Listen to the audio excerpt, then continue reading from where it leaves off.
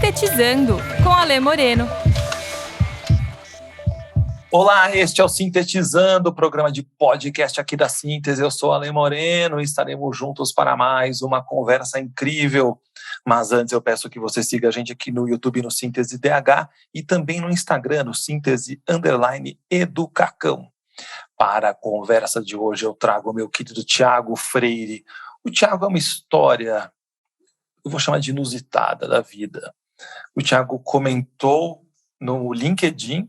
Primeiro ele comentou que ele tinha o meu livro, o que eu sinto honrado. Foi ele que comprou, descobri quem é a pessoa. E depois eu fiz um post comentando um podcast que foi ao ar no mês de março, do meu querido Vitor, e ele disse assim: eu também quero ser entrevistado por você. E eu me senti super honrado com essa possibilidade de conversar com o Thiago e de conhecê-lo, assim como os nossos ouvintes do programa de hoje vão conhecê-lo junto comigo nessa jornada. Vai ser um papo de descobertas. E é para começar essa prosa, Thiago, não essa prova, esta prosa.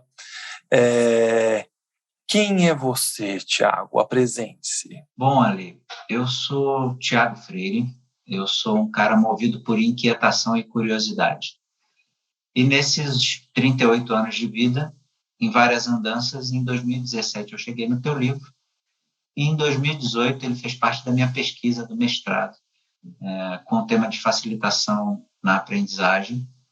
E eu fiz questão de resgatar aqui o trecho que eu cito na dissertação, que é: pela definição de Moreno, facilitar na essência significa descomplicar.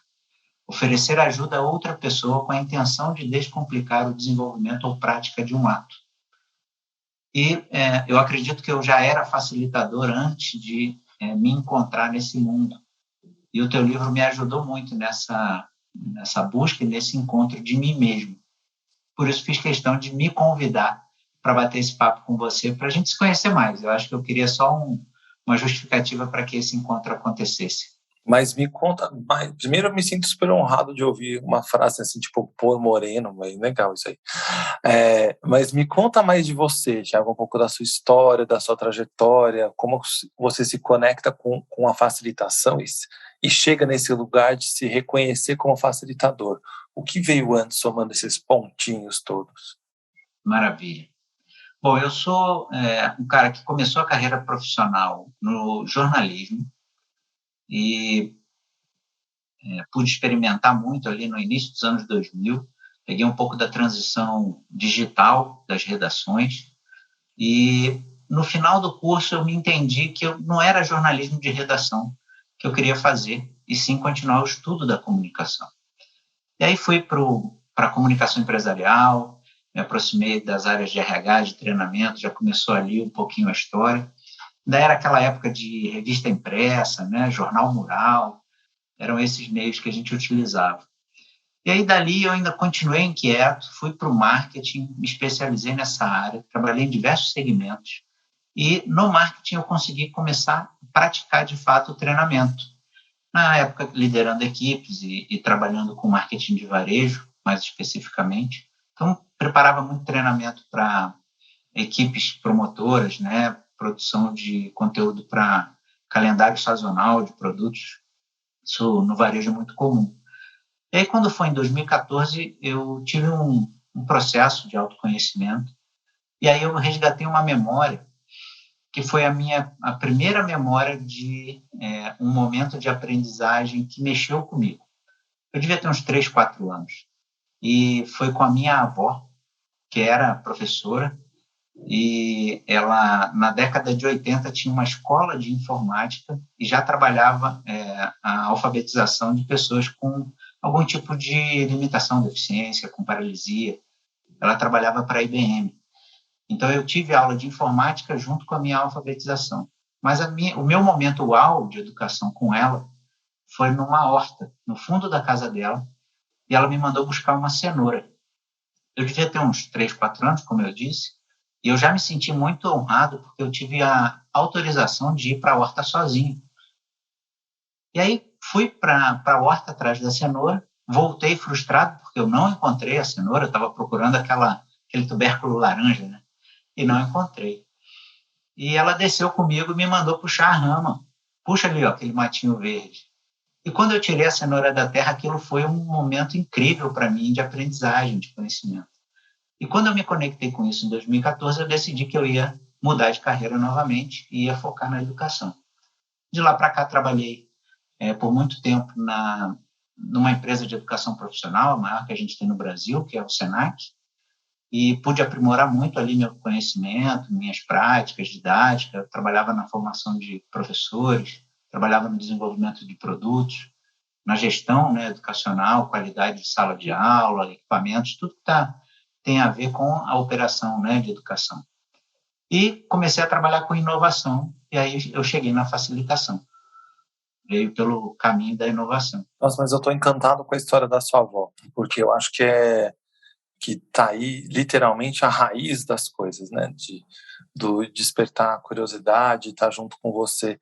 Olhando para sua avó, mas olhando para sua linha toda do tempo, o que é aprender para você, Thiago? Aprender, para mim, é um processo interno de motivação para sanar uma curiosidade ou uma dúvida. Pode ser no viés do desenvolvimento, de melhorar uma prática, mas inicialmente parte aí, para mim, de uma ignição que é a curiosidade, ou, né, uma dúvida, um ato de aprimoramento. Para mim, isso é aprender. Que legal ouvir isso. Essa chama que acende, né? Você falou dessa ignição, acho que tem a ver com essa história também, que começou lá atrás com a sua avó. Porque você fala da sua avó, eu fico pensando quantas avós, entre aspas aqui, quantas pessoas foram surgindo no seu caminho que você identifica como humanos que te ajudaram a descobrir outras cenouras nessa trajetória. Você tem isso como na sua referência e tem também apoiado, facilitado a vida de outros para que os outros, por eles mesmos, encontrem suas cenouras? Entendeu a pergunta? É uma pergunta complicada, mas o problema é seu agora, porque eu facilitar agora é complicar. Ele é contra a minha tese. Mas a gente descomplica aí em fases, né? Eu vou respondendo aí por fases e a gente descomplica. Eu tenho, sim, referências. Eu acredito que eu sou uma pessoa de muita sorte, porque muitas das minhas referências são da minha primeira aldeia, né? Do meu primeiro coletivo, que é a minha família. Então, eu tenho professoras e professores, minha mãe, minha tia, que é minha madrinha, e que é minha madrinha também na docência. A gente pode chegar lá no meio da conversa, eu conto mais um pouquinho dessa história. O meu avô materno, e eu tenho alguns professores e professoras, né, tanto da época de fase escolar, quanto da época já da universidade, que promoveram essas construções de caminho, que puderam enxergar a minha chama e me ajudar a conduzir ela num caminho, né, e não talvez apagar essa chama ou enfraquecer essa chama, como a gente acaba encontrando ao longo da vida também. Mas eu vou trazer aqui uma memória de um professor de matemática, Silvio, o nome dele. E ele era meu professor na escola e ele também era meu professor particular em alguns momentos do ano, porque eu pegava aula de reforço e tal. E ele me ajudou o desenvolvimento, especificamente quando eu tinha um desejo, ainda garoto, de entrar para a Marinha.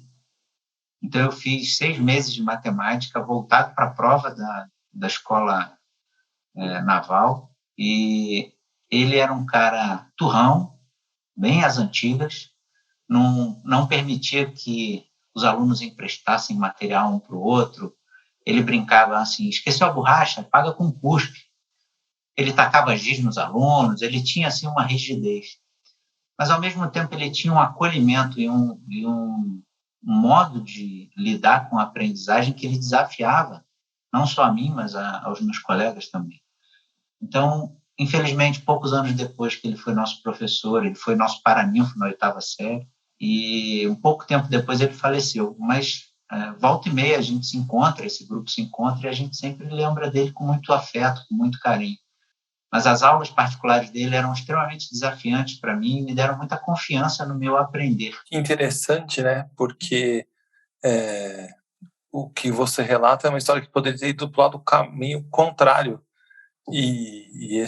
essa postura dele de quase afastamento, do apaga com o cuspe ou do joga o giz, traz essa humanidade do outro lado.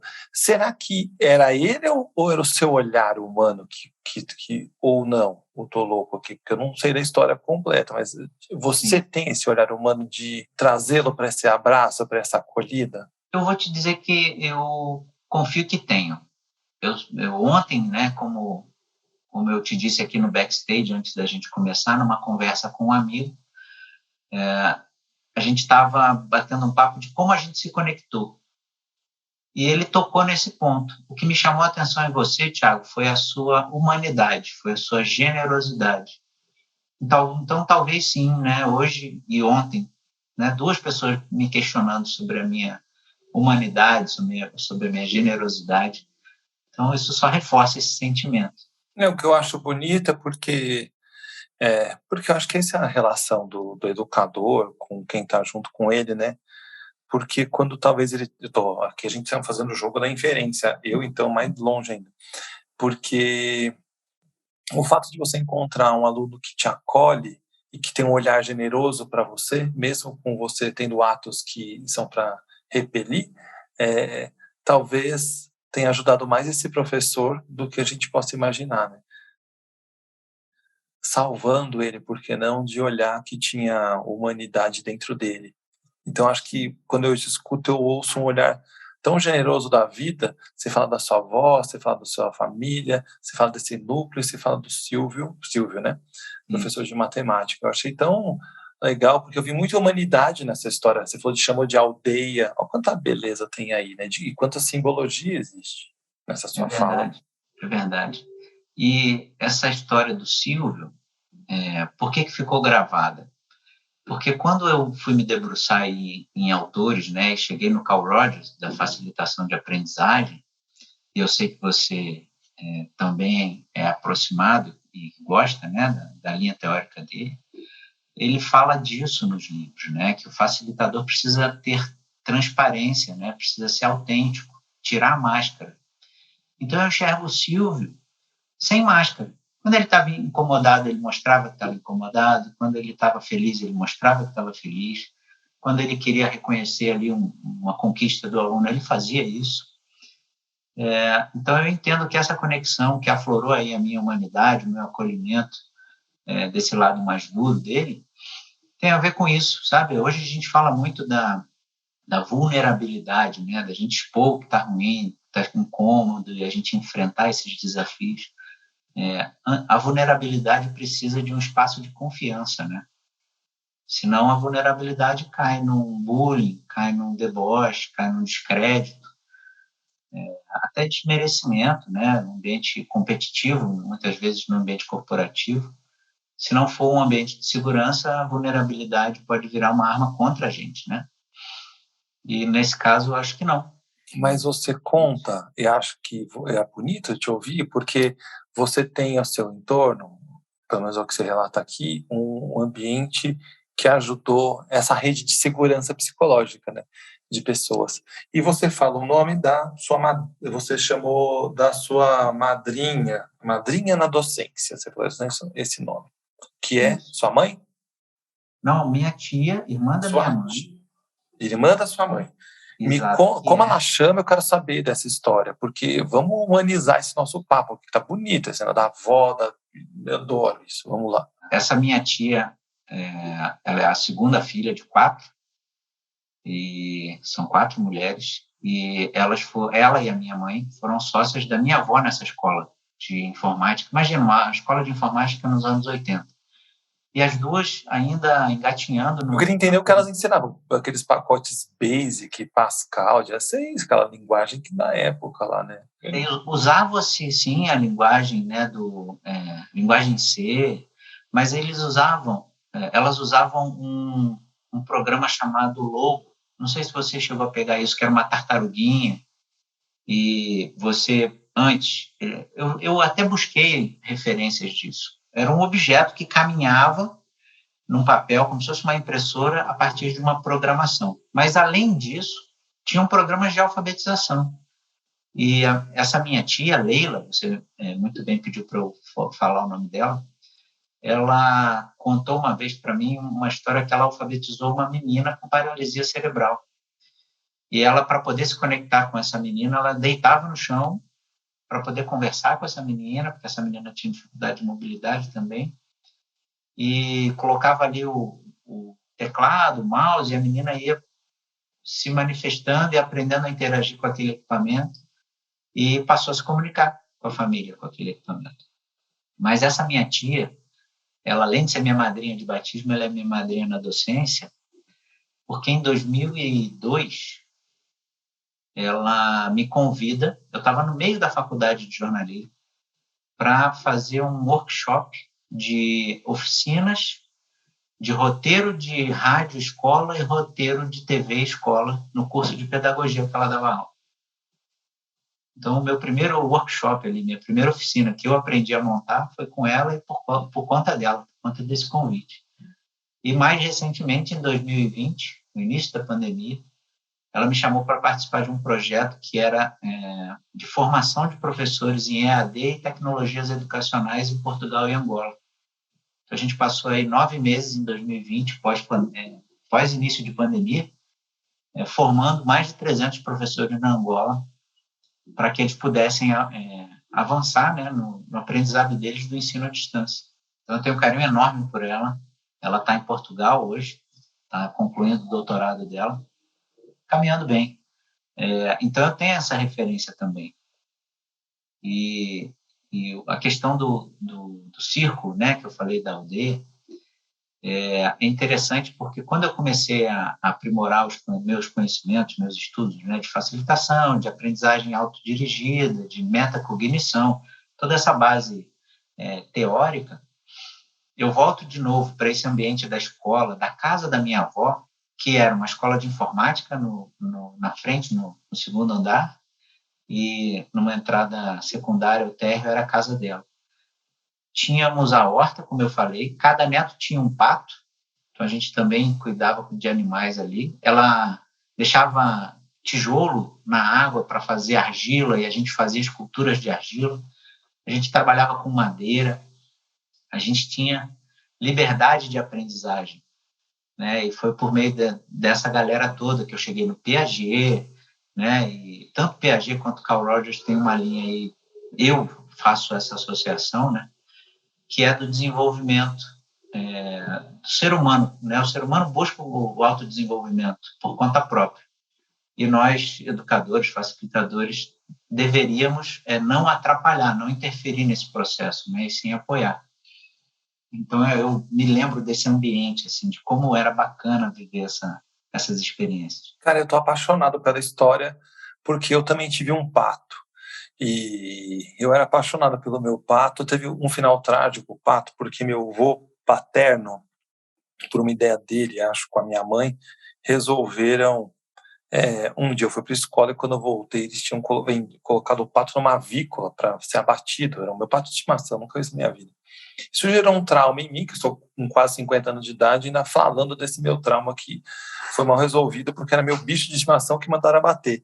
E eu ia na avícola, ficava olhando ele num cercadinho lá, sofrendo, saudoso pelo meu pato. Mas eu aprendia tanto com essas histórias dos bichos, né? E você traz aqui tanta beleza, e eu fiquei com vontade de conhecer Leila, tia Leila, e a avó. Eu fiquei imaginando esse cenário tão múltiplo. Uma casa, aí em cima, eu queria entender como era esse lugar que se aprendia tecnologia, tinha computadores, como que as pessoas aprendiam, e no fundo tinha horta e bicho. Meu Deus, esse é um ecossistema maravilhoso, né? Me Exato. conta como que era que memória você tem dessa casa, assim? Eu estou interessado nos detalhes. Muito bacana, muito bacana. Isso é em Resende, né, no interior do estado do Rio. A minha avó trabalhou a vida inteira no Rio, na capital, e quando as minhas tias eram pequenas, elas foram para Resende, voltaram, na realidade, para Resende, que eles também eram de lá, porque o meu avô era militar e foi ser professor na academia militar, que fica em Resende. E aí, por isso, essa mudança. Essa casa, ela era uma casa que originalmente devia ter um primeiro andar só, E aí foi construído um segundo andar ali, uma espécie de sobrado com uma entrada lateral para o segundo andar, e esse segundo andar era a escola. E eu frequentava essa escola talvez desde os 5 anos de idade, que eu pude talvez sair do primeiro andar e ir para o segundo. E eu me lembro que tinham os computadores, né? Eu me lembro que um dos computadores que ficou para mim era um XT600. Então, eram computadores anteriores a esse. E aí você colocava para as crianças uma espécie de uma camada plástica em cima do teclado, isso para você ensinar a usar, né, o computador inicialmente. A literacia digital, que a gente chama, né, naquela época, era desse jeito. Então, essa capa, ela tinha teclas que eram de grama, as outras de tijolo, a outra de céu. E aí você ia brincando com essa tartaruguinha, que era o cursor ali do teclado, e desenhava casa, desenhava jardim, desenhava flores. Eu me lembro que a minha iniciação na computação foi por esse meio. Mas tinham turmas mais velhas do que eu, que aí sim tinham essas fitas, né, que eram uma espécie de fita cassete que você encaixava no computador, não tinha nem disquete naquela época. E aí tinham ali exercícios, aí tinha assim a linguagem de computação. Essa minha avó trabalhou para a IBM, então ela foi para os Estados Unidos, para o Canadá, para Israel, falar do trabalho dela de educação. Então, esse trabalho era muito bacana, mas eu não sei muito mais do que isso. E essa era a escola, chamava-se Dialogue. Então, você não sabe, mas você sentiu tudo isso. E acho que essa é a beleza. E o que os patos te ensinaram? Rapaz, as histórias com os patos eram muito interessantes, porque éramos, naquela época, 4 meninos, os 4 primeiros netos da minha avó, cada um com intervalo de 2 anos de idade, e cada um tinha um pato. Teve um episódio que um dos patos voou e foi embora. Teve um outro episódio que eu acho fantástico, é que a pata do meu irmão, que é 4 anos mais velho do que eu, tinha tido patinhos, e no período que os patinhos estavam começando a andar, caiu um filhote de gato no terreno e a mãe não foi buscar. Então, a pata criou o gato junto. Era muito interessante, porque tinha um lago assim de cimento, e os patinhos entravam ali, e o gato não entrava na água. E aí ele ficava circundando o lago assim, e ele seguia os irmãozinhos dele ali de adoção. É quase viver o patinho feio, assim, né? Assim. Mas uma das coisas que eu aprendi foi a diferença, respeitar a diferença, porque isso eu me lembro claramente da minha avó falando. O meu primo mais novo, Pedro, que é filho da Leila, da tia Leila, ele tinha um pato que era macho, e o pato dele tinha umas verrugas assim em cima do bico. E como bons primos mais velhos, a gente perturbava ele porque o pato dele era feio. E eu me lembro um dia que a minha avó chegou lá e falou que não existia feio, e sim diferente, mas que todo mundo é diferente e todo mundo é belo igual. Eu me lembro disso. Eu devia ter uns 5 anos, não mais do que isso. Então, esse foi um dos aprendizados. E aí a diferença, cuidar dos bichos, né? Ter o cuidado. Você ainda tem sua avó já é falecida, como ela chama ou chamava? Minha avó se chamava Maria Leoni. Ela faleceu muito cedo. Eu tinha 12 anos quando ela faleceu. Mas deixou marcas, hein? Sim, muitas, muitas. Que legal. Eu sinto que ela me acompanha também. Quando eu entro em sala de aula, quando eu entro em facilitação, tá junto de mim. É muito louco, é muito gostoso te ouvir, porque eu gosto muito dessas histórias da família, porque a gente é isso, né, Tiago? Você fala, sua avó entra com você, vai entrar sempre ela, os patos, as cenouras e tudo mais, a Leila. E aí que eu queria pegar o gancho, trazendo Leila e tudo mais. Você falou que você considera ela sua madrinha. O que é na docência? O que é ser docente, Tiago? Bom, docente tem um papel, na minha percepção, de seguir um padrão, um modelo, que é definido ali pela instituição que ele está representando, mas que é a pessoa que ali se responsabiliza por fazer a conexão daquele conteúdo, daquele objetivo final de formação com os anseios da pessoa aprendiz, né? Seja na educação básica, nos primeiros anos escolares, seja numa universidade, seja numa escola técnica. Como é que eu, como docente, cumpro o programa, mas, ao mesmo tempo, me preocupo em dar a sustentação para os anseios daquela pessoa que está ali aprendendo. Porque essa história de cumprir o programa, às vezes, rouba a gente do que é mais importante, que é esse desejo do outro em aprender, né? Se voltar para a sua avó, né? Porque qual era o programa dela? Ela queria talvez só a cenoura, mas ela se jogou com você na horta, foi ajudar você a explorar, a tirar aquele tubérculo da terra. Você estava procurando uma cenoura na árvore, provavelmente. Sim. Aí olha quanta descoberta que rolou da sua primeira infância até hoje. E quanto ela facilitou essa condição, né? Fico imaginando, porque os programas, às vezes, de aprendizagem, que às vezes não são de aprendizagem, são de ensinagem, né? Estão tão focados em si mesmos como conteudistas e esquecem do outro, né? Que está com tudo que veio junto, né, Tiago? Olha quanta coisa veio junto para formar o Tiago aprendente. Exato. A todo momento aprendendo.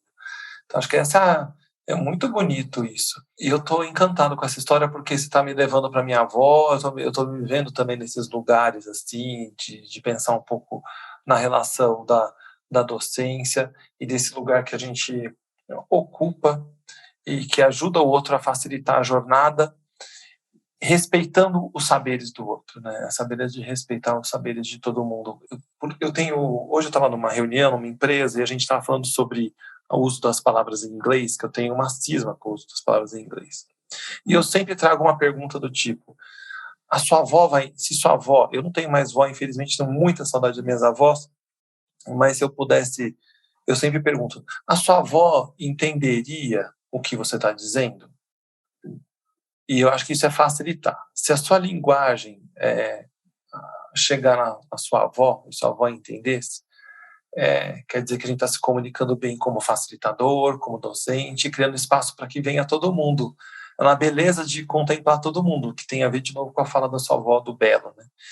E não sei, tô divagando aqui porque eu tô mexido com a sua história, de verdade, assim, a gente entrou num lugar que eu tô muito encantado. Quero te agradecer. Muito bom. Eu sou grato também. Muito bom. Eu também tenho essa cisma com o uso inadvertido de outro idioma, né? A gente usa o inglês por convenção, né? Hoje o inglês ainda é a língua mais falada no planeta. Mas isso está mudando.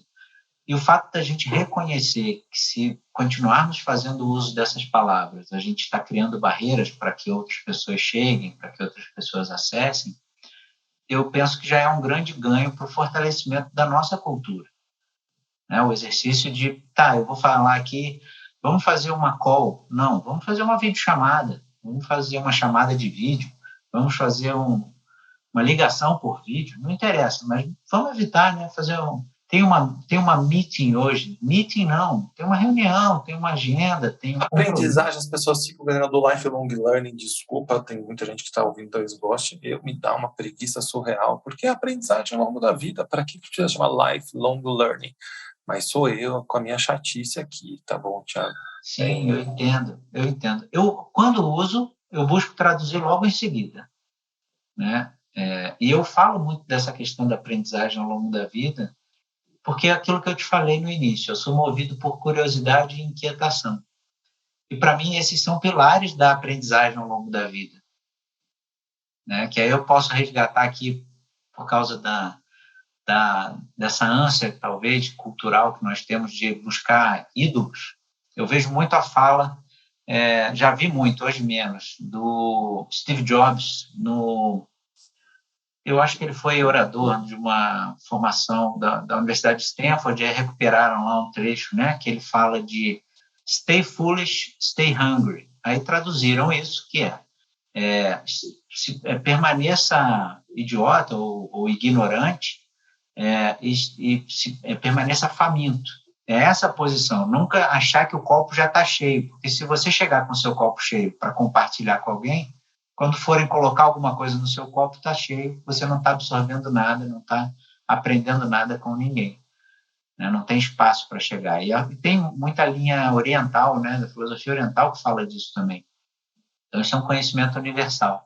Nunca pense que a sua cabeça está cheia, que você é o especialista de alguma coisa. Não teria uma troca entre nós aqui nesse momento se eu tivesse cheio você também, né? Então, acho que essa é a beleza. A gente se esvazia para poder entrar no universo do outro, junto com o outro, né? Se perdendo com o outro.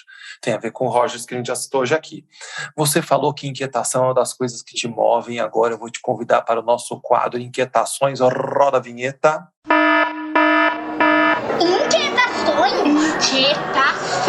Inquietações? Muito bem, você está no quadro Inquietações, o quadro que afeta mentes e corações. O negócio é o seguinte, Thiago, eu falo uma palavra e você diz papum aquilo que te inquieta quando você escuta essa palavra.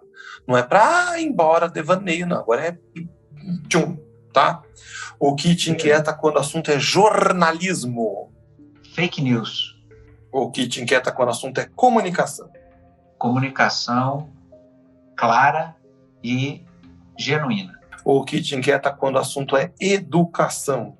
Distribuição de oportunidades. O que te inquieta quando o assunto é aprendizagem?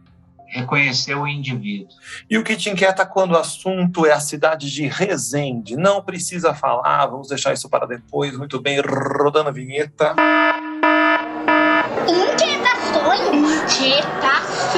Inquietações?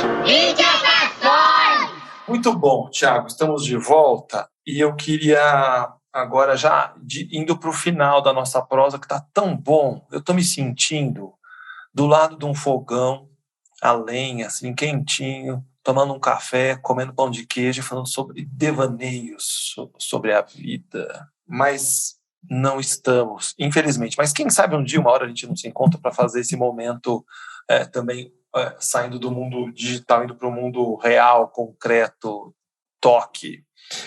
Me diz uma coisa, você falou um pouco da sua vida docente, dessa história toda.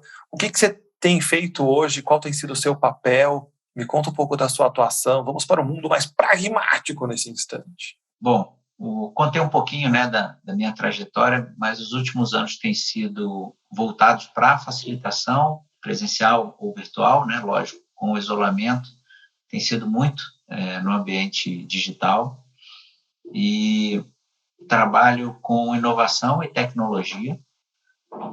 Mais especificamente hoje, eu estou como responsável da formação empreendedora da PUC Paraná. Então, a gente cria programas, tem bolsas de incentivo para empreendedores, né, alunos e alunas que querem desenvolver uma ideia, um negócio. Tem programa de bolsa de pesquisa para isso. Tem um programa de incubação universitária para a gente incubar as startups e as empresas que trazem algum tipo de inovação. E, em paralelo a isso, trabalho, né, como facilitador de alguns programas, basicamente na educação corporativa. Pude estar agora no final do ano na Control to Culture Academy, do Conrado Schlohauer, né, que é feito pela Nove, que é do Alex Bretas, que também é um grande amigo. Estive lá com várias pessoas queridas, facilitando grupos de aprendizagem dentro dessa formação. Dou aula também em algumas universidades, na própria SPM, onde fiz o mestrado, como professor convidado também em outras instituições. E busco essa conexão, essa humanidade, independente do ambiente que a gente esteja, né? No meu dia a dia eu também faço isso, fora até do viés profissional. Mas é por aí que eu estou caminhando ali. Eu fico muito honrado e pensando aqui na história do empreendedorismo. Eu queria entender um pouco mais. Sabe que esse é um lugar que eu gosto muito de prosear. Vou mandar para você depois, abrindo parênteses aqui no nosso programa. Minha tese de mestrado foi sobre comportamento empreendedor. E eu dei aula na FAP por 10 anos e falando sobre empreendedorismo. Então é um tema que me atrai, assim.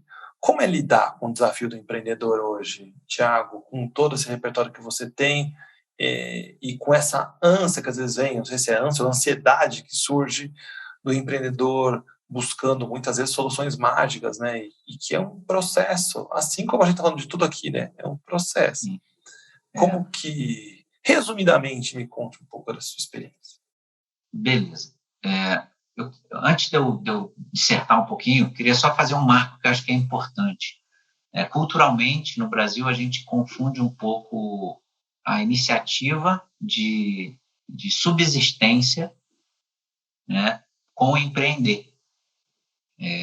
Eu vou vender bala no sinal, eu vou montar uma carrocinha de cachorro-quente, Se você estiver só replicando um modelo de negócio, aquilo ali não é um empreendedorismo, como muita gente usualmente fala, mas eu não quero aprofundar porque isso é uma discussão que perpassa a ideologia política e posicionamento político, né?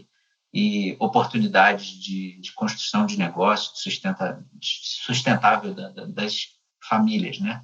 Não vou entrar por essa linha.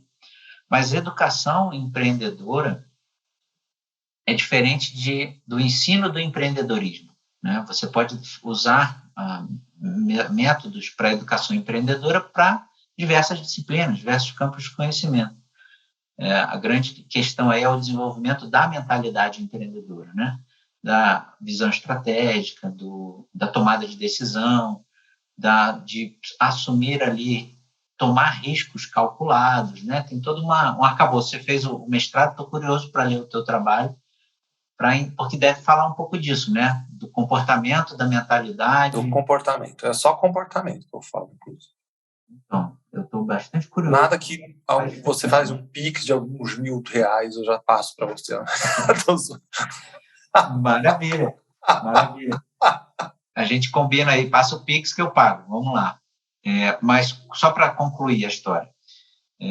E isso pode ser aplicado na educação empreendedora. Quando a gente fala de empreendedorismo, é como você falou, é uma transição, é um caminhar que precisa do erro. A gente precisa entender que errar vai ensinar mais do que acertar nesse caminho, né? Como todo na vida, mas para o empreendedorismo, para quem está ali botando uma empresa de pé, é fundamental que essa pessoa seja capaz de entender isso. Eu acho que é esse o grande movimento.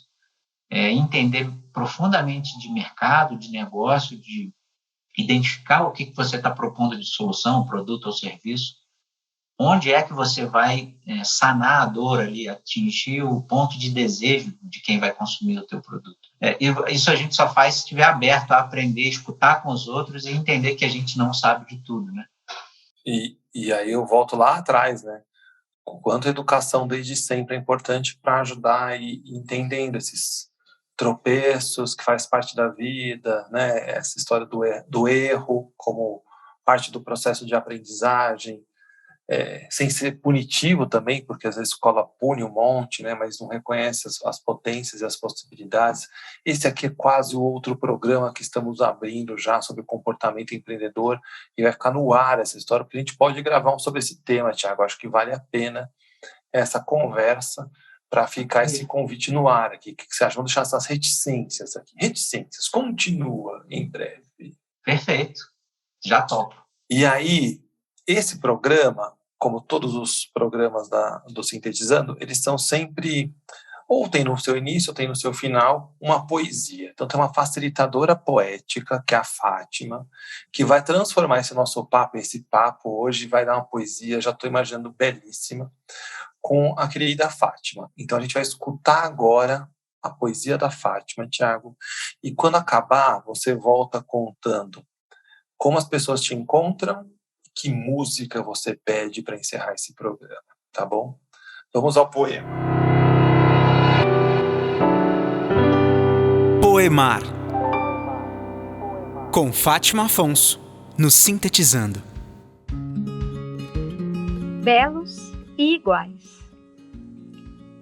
Mover-me por inquietações, pela liberdade de aprendizagem, pela descoberta, me autodescobrir, pela prática de um ato, no cuidar dos patos, evoluir, no ver a pata criando o gato, nas verrugas do bico do outro pato. Concluir. O feio não existe, existe o diferente. Somos belos iguais. Aprendente dos saberes, me considero afortunado. Em minha primeira aldeia, experimentei o conhecer, teci minha própria teia. Minha avó me deixou ir sozinho à horta. Caminhei todo prosa, bati com o nariz na porta. Voltei cabisbaixo, todo frustrado, cenoura que é bom nada. Voltei lá, com ela ao lado. Puxa a rama, instigou minha avó. Abaixo do matinho puxado, uma alegria só. O tubérculo laranja revelado. E eu, todo encantado. A paixão, o momento da conexão. Agraciado por minha mãe e minha tia, apadrinhado. Fui amorosamente conduzido, seduzido pelos caminhos do aprender. A ignição, a propulsão, amor como lição. Com minha humanidade, minha generosidade, descobri meu caminhar. Descomplicar a vida de outros olhares, sanar curiosidades, distribuir oportunidades. Pelo caminho da cenoura, direcionar. Estabelecer o aprender com confiança, porque vulnerabilidade exige segurança. Deixar sempre um espaço no copo para o conhecimento transbordar. Reconhecer o indivíduo, ser todo ouvidos, amar o que faço, todos os dias ser grato. E, sempre que houver boa prosa, acender a lenha do fogão, compartilhar café, manter quente o coração. Poemar, com Fátima Afonso, no Sintetizando. Muito bem, voltamos aqui do nosso poemar com a querida Fátima. E diga, Tiago, como as pessoas encontram você, por quais canais e caminhos, para contratar você para festa, para shows, para bailes, e que música você pede que represente vocês, a prosa, o que você bem entender, porque a música é sua. Para a galera que está ouvindo a gente, quiser estender o papo, falar mais de alguma coisa que a gente falou aqui, ou do que tocou enquanto ouvia, e quer aprofundar, ou para falar de qualquer outro assunto, que eu adoro bater papo também, estou aberto a isso. Convite para show, né? Viagem de navio, que a gente puder fazer, a gente bate papo junto e conversa. Eu estou no LinkedIn, pode ser direto pelo link, que é Tiago com H, R, Freire, tudo junto, com esse mesmo final, né? No Facebook, no Instagram, também Tiago R. Freire, tudo junto, vai me encontrar lá. E quem quiser pode procurar também pelo Medium. Eu não tenho escrito muito nos últimos meses, mas tem alguma coisa produzida lá. E tem um link que eu criei, que é um resumo disso tudo, que é about.me/Tiago R. Freire. about.me/Tiago R. Freire. Tem um pouco de tudo lá, sintetiza tudo lá. Todos esses descritivos estarão aqui no YouTube, no Spotify, no Instagram. Então, para quem quiser procurar, é só descer aí, arrastar, vocês vão encontrar todos esses canais. Não tem como não encontrar Tiago. Tiago, como você sai desse papo? Poder de síntese, como sai desse papo? E que música você pede?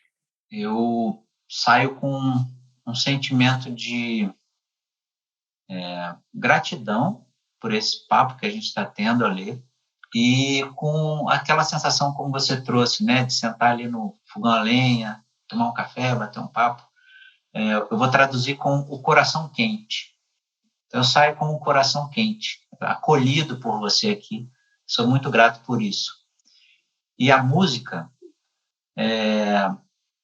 pode ser uma música que eu gosto muito E vou deixar aqui a homenagem à minha companheira, Nathalie, que é uma música que eu dediquei a ela uma vez, que se chama Você Me Bagunça, do Teatro Mágico. Então, meu caro, muitíssimo obrigado. Ficamos agora com a música pedida Você Me Bagunça, do Teatro Mágico. Olha só, música inédita nesse programa.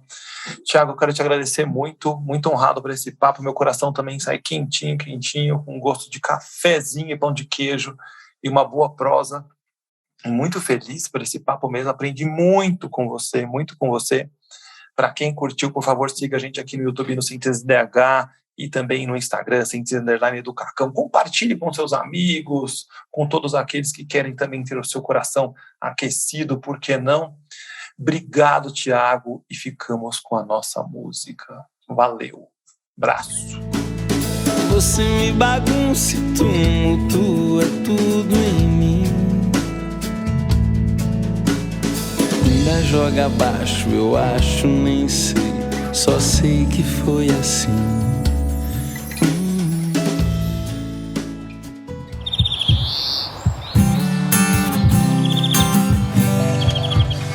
Sintetizando com Alê Moreno.